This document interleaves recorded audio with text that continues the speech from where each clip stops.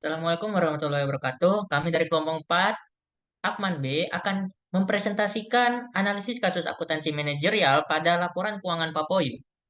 Next. Kita beranggotakan 4 orang dengan nomor kelompok 4, dengan ada Mega Prasetyo, NRP 021, Revi Darmawan 051, Rosyada 062, Imade Krisna 072. Next. Bab 1. Next. Profil perusahaan. Papoyu adalah UMKM di bidang makanan dan minuman F&B. Produk andalannya Bawang Polumer dengan berbagian varian rasa dengan harga 1.000. Cepat menjadi favorit pelanggan. Berdiri sejak 2022, Papoyu berkomitmen pada kualitas dan keterjangkauan. Mempunyai 4 outlet dengan jam operasional jam 9 pagi hingga jam 9 malam. Dengan kegiatan usaha menjual bakpao dengan varian berbagai rasa dengan harga yang terjangkau yaitu 1.000. Next. Struktur organisasinya di tingkat tertinggi ada CEO dengan didampingi CFO-nya. Di bawah CEO langsung dikomandai oleh CEO yaitu staff production. Lalu ada horizontal penjaga outlet dan kurir yang saling membantu dalam penjualan.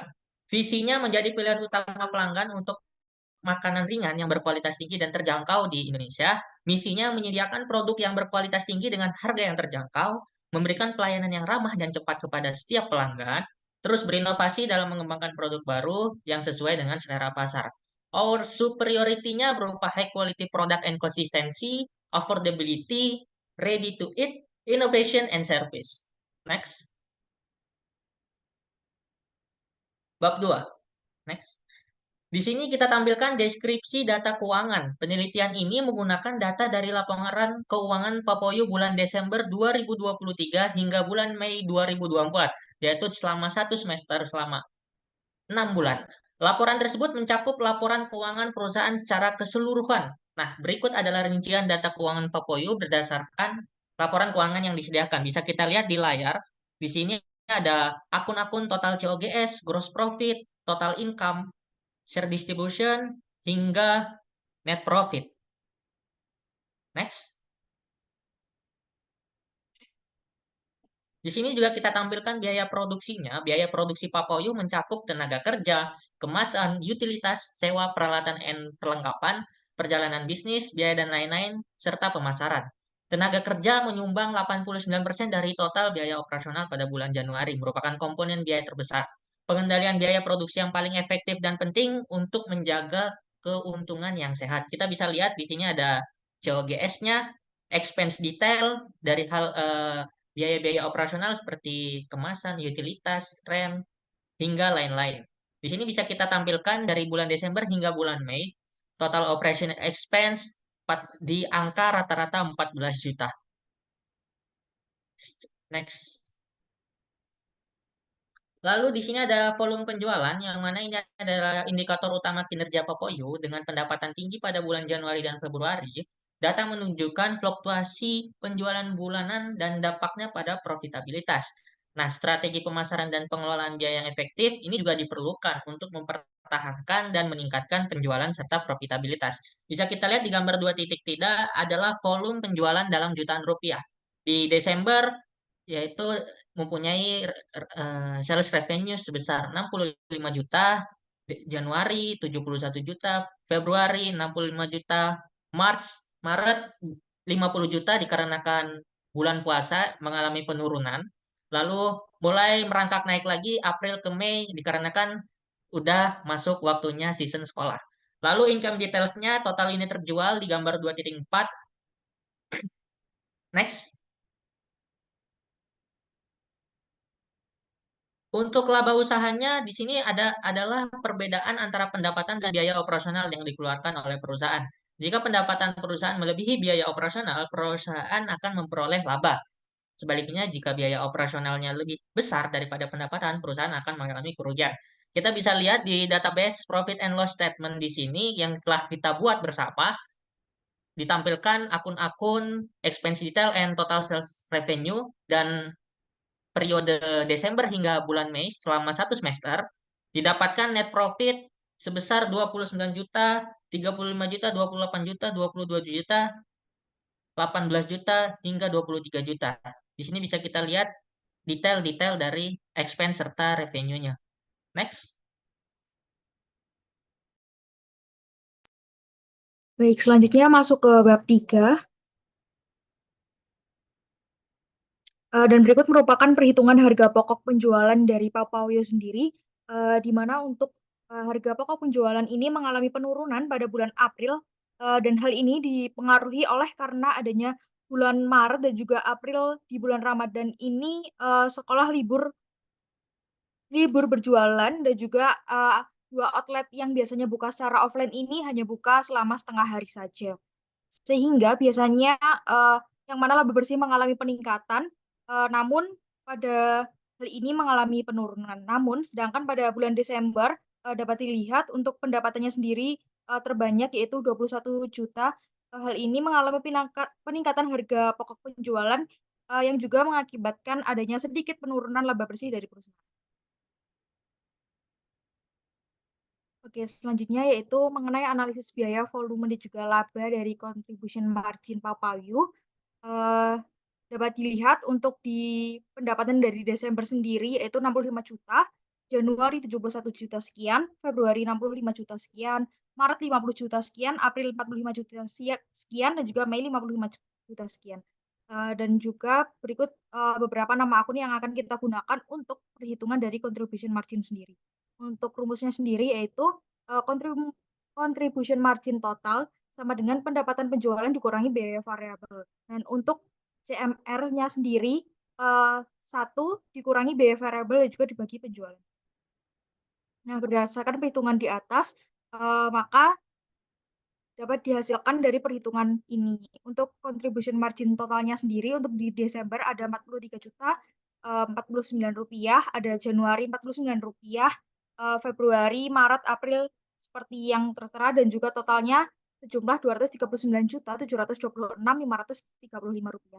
Nah, eh, berdasarkan hasil dari dana tersebut, dana sebesar itu untuk menutupi biaya tetapnya dan juga sisa marginnya setelah biaya dapat ditutupi dengan laba dari perusahaan Papawio itu sendiri. Dan berikut contribution margin ratios dalam bentuk persen. Oke, baik. Selanjutnya kita masuk ke bagian analisis break-even point, di mana pengukuran BMC ini bertujuan untuk menentukan jumlah minimum penjualan yang dibutuhkan untuk mencapai titik impas di mana pendapatan eh, akan sama dengan biaya total. Di sini kita lihat untuk statistik BP dari bulan Desember sampai bulan Mei, di mana pergerakannya fluktuatif yang mengindikasikan bahwa diperlukan penyesuaian strategis setiap bulannya untuk memaksimalkan nilai BEP guna mengoptimalkan laba perusahaan. Next.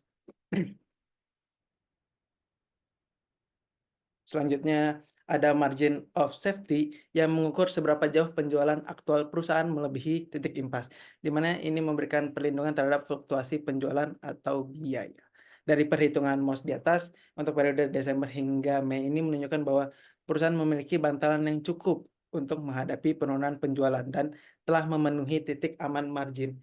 Yang berarti ini perusahaan memiliki kesempatan untuk mengambil laba lebih besar karena perusahaan memiliki batas persentase yang aman dalam periode 6 bulan tersebut. Next. Untuk analisis degree of operating leverage ini menilai sensitivitas laba operasional terhadap perubahan dalam volume penjualan. Di mana untuk dari statistik di sini dapat kita ketahui bahwa pergerakan statistiknya fluktuatif. Nah, jikalau memang untuk penurunan di bulan Februari, di bulan Maret dan April ini bisa saja disebabkan oleh faktor internal maupun juga eksternal yang mempengaruhi biaya operasional. Dan terkait peningkatan dari DOL-nya sendiri, ini bisa disebabkan karena perubahan peningkatan penjualan ataupun efisiensi operasional perusahaan yang menjadi lebih baik di tiap bulan.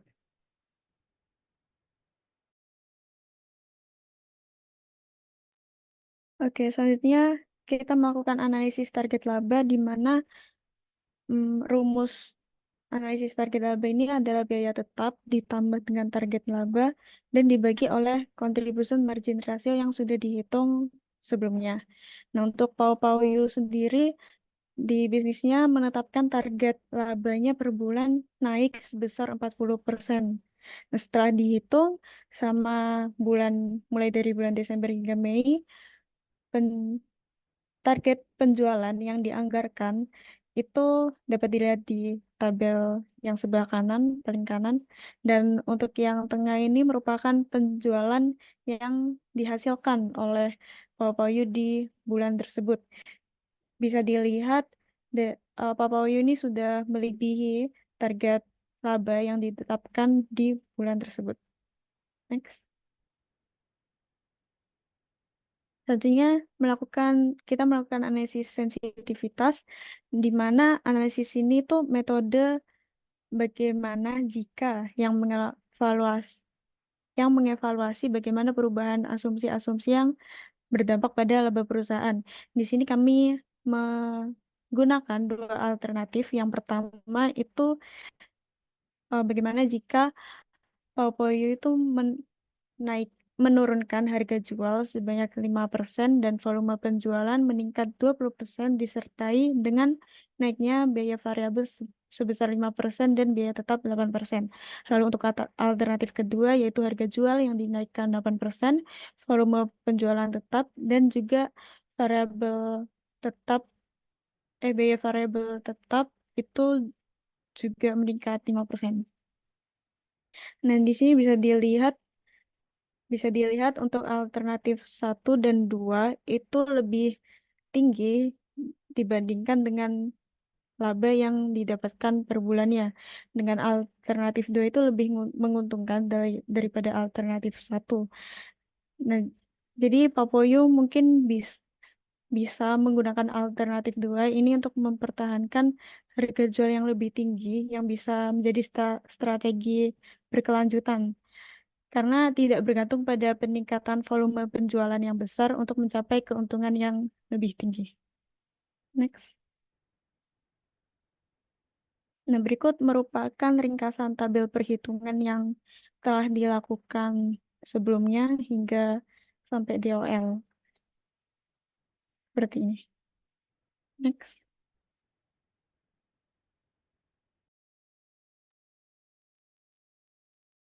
Baik, untuk kesimpulannya sendiri, Papayu memahami akan adanya struktur biaya produksi dan juga dampak volume penjualan terhadap profitabilitas dan juga biaya tenaga kerja yang mendominasi biaya operasional, menekankan pentingnya pengendalian biaya, perusahaan memiliki cukup dana untuk menutupi biaya tetap dan juga menghasilkan margin keuntungan meskipun fluktuasi memerlukan penyesuaian yang strategis. Serta fluktuasi dari BEP menunjukkan perlunya penyesuaian bulanan untuk mengoptimalkan laba. Papayo sendiri memiliki MOS dan juga DOL yang menunjukkan margin keamanan yang memadai dan sensitivitas terhadap perubahan penjualan. Meskipun pengolahan keuangan baik, perusahaan memerlukan penyesuaian strategis kembali untuk keberlanjutan dan juga meningkatkan kinerja dari Papayo. Nah, berikut merupakan beberapa saran yang dapat kelompok kami berikan untuk Papoyo. Yang pertama, Papoyo dapat mengevaluasi kembali biaya tetap seperti sewa dan gaji dan juga mencoba menegosiasi atau cari cara untuk menghemat biaya tetapnya itu. Lalu yang kedua, Papoyo juga dapat mencoba mencari cara untuk menurunkan biaya produksi tanpa mengurangi kualitasnya, seperti contohnya menemukan supplier yang lebih murah. Lalu yang ketiga, fokus pada pencapaian dan melampaui BEP setiap bulannya. Lalu yang keempat, Papoyo juga perlu melakukan analisis sensitivitas secara berkala untuk memahami dampak perubahan harga jual, biaya variabel, dan biaya tetap terhadap laba. Next. Oke, mungkin sekian yang dapat kelompok 4 sampaikan untuk sekarang. Terima kasih. Wassalamualaikum warahmatullahi wabarakatuh.